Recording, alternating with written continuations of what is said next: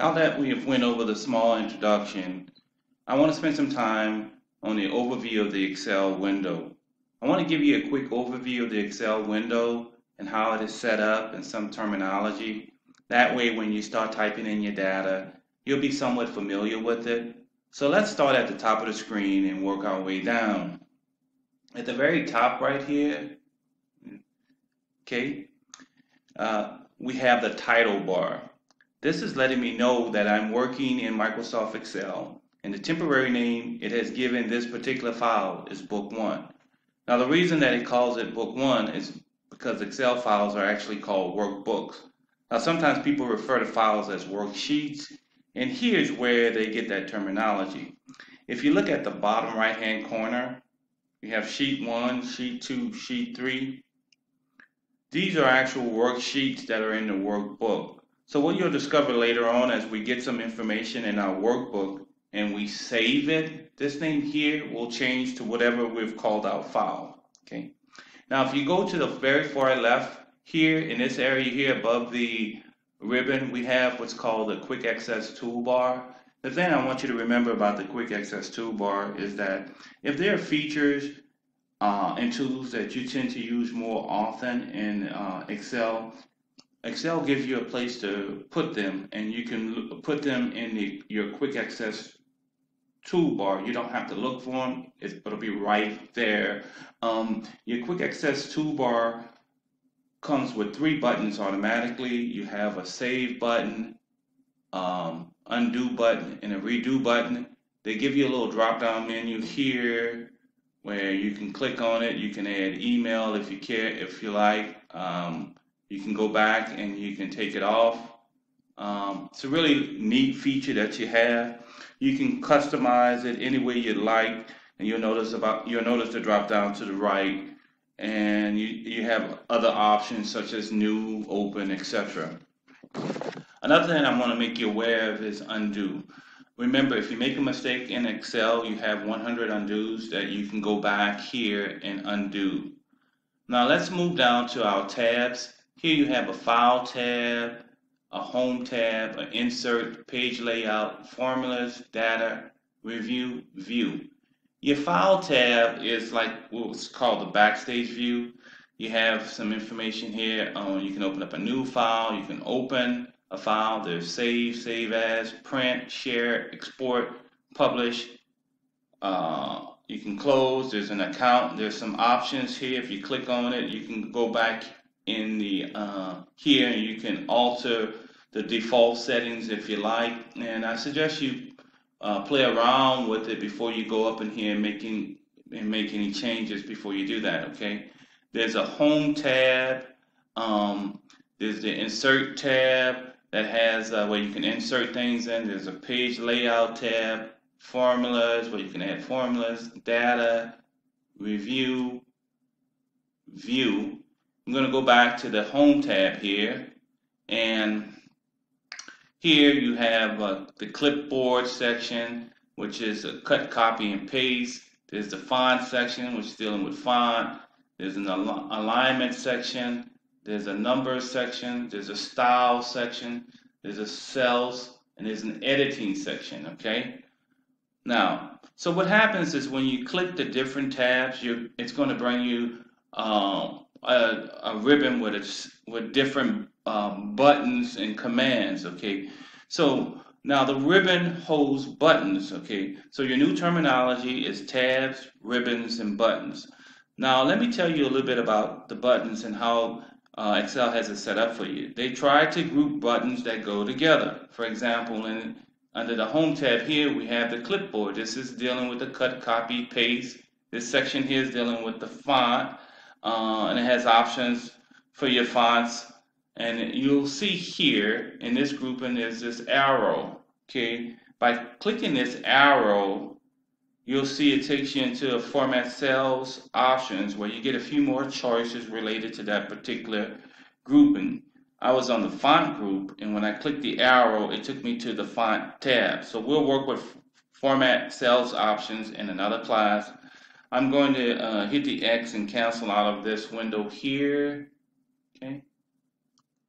Now, one thing I do want to mention about tabs and your ribbon real quick is this will happen to you sometimes. If you take any tab and you double click on it, I'm on the Insert tab and I'm going to double click. You notice it'll hide your ribbon, and by the same token, you can get it back the same way by double clicking. Okay. Now, the reason I wanted to bring that up is because you will probably accidentally hide that ribbon at some point and you won't know how to get it back. So just remember, double click any tabs and that will bring your ribbon back. Okay, let's come back in a few minutes to what we call the name box here. Okay. If you have any questions about where you're located in your spreadsheet, the name box here will tell you where you're located in the spreadsheet.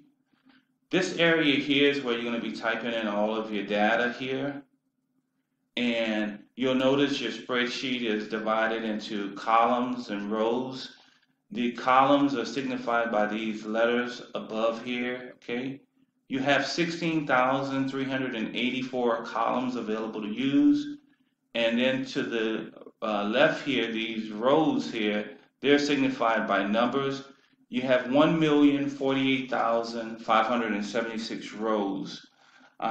So I don't think you are going to be running out of cells to type in any information in.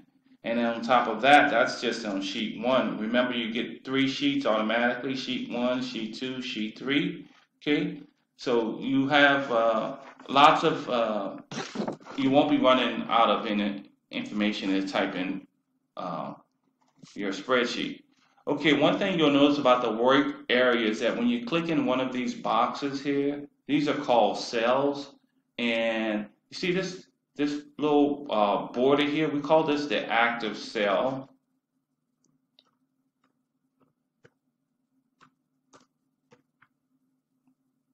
Okay. Now each cell has a name. We refer to cell names as cell addresses. So a cell's address is the intersection between its column and row. So right now, our cell address is D6. It's the intersection between its column and row. Okay, and if you ever have any questions about that, that's all you have to do is go right here to the name box, and it'll tell you where you're located in your Excel spreadsheet. Okay.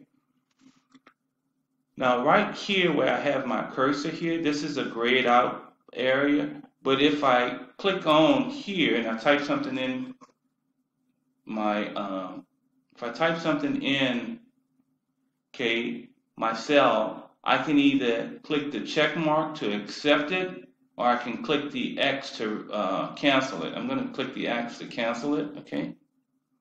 This area here is called your formula bar, and the thing you need to know about the formula bar, basically whatever's in the cell you are clicked on shows in your formula bar. So if I click here, 125, that appears in my formula bar right here, okay?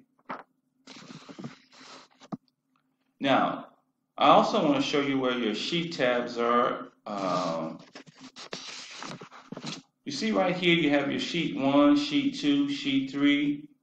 You have some arrows right here, and right now it's probably hard for you to see these little arrows because my record button is here right now. But what will happen is that when you start adding sheets, you're going to get it to a point where you'll have so many of them that they will hide under the scroll bar here.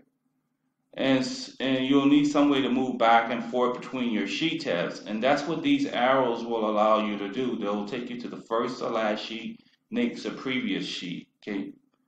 Now, right below the arrows, notice the word, okay, notice the word ready, okay? We call these the mode indicator. So when you type something in, if I type in a number, 123, you notice my mode indicator changes from ready to enter. Then when I click enter, it changes back to ready. If I go back into this and let's say I've made a mistake, I can double click and you see this flashing, and we call that the insertion point. You notice my mode indicator changes to edit, okay? Another thing I want to tell you about is the views. In Excel, you have three views. You have the normal view here. This is where you're going to spend the majority of your time. Then you have the page layout view, and then you have the page break. I'm going to just show you the page layout view. Okay, I'll click on it. You'll notice that there's an arrow at the top. And another thing I want you to notice, okay, 1 second.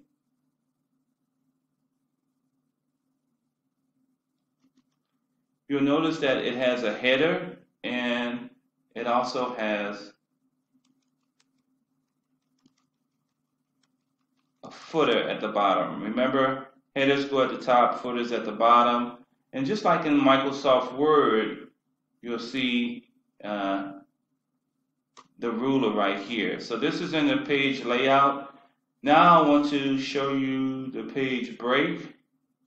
I click on the page break and we get this little blank screen. I don't have anything in it right now, but if I go back to the normal view, you'll see that there's a page break between the columns J and K.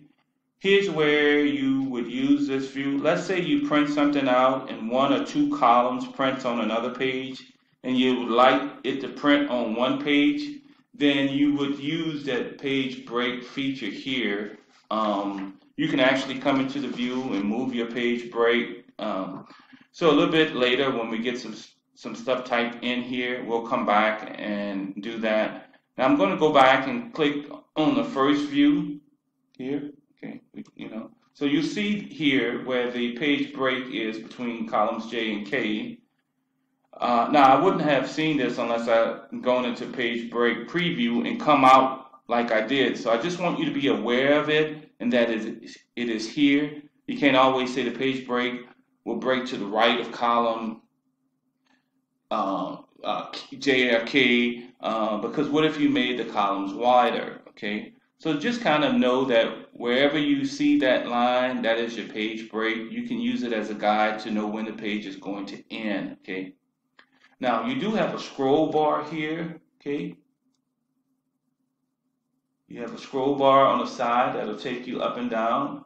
See, up and down. Okay. You also have one at the bottom that'll bring you left to right. You can scroll right, scroll left. Okay, and this is your scroll bar. Now, also, I'd like to mention at the very bottom, you have this zoom feature here. The minus sign here will zoom you out. So if I click on it, the plus sign will zoom you in. Okay. You have the scroll bar. Again, the minus will zoom you out, and going toward the plus sign will zoom you in. Okay. You can also now this changes your view. It makes your screen a little bit bigger so you can see it better. It's not going to necessarily affect how it prints. So that's a quick overview of the screen itself. You need to be familiar with the terminology so that when we go through Excel, you'll know what I'm talking about when I use some of it. So now I want to spend a few minutes going over the mouse.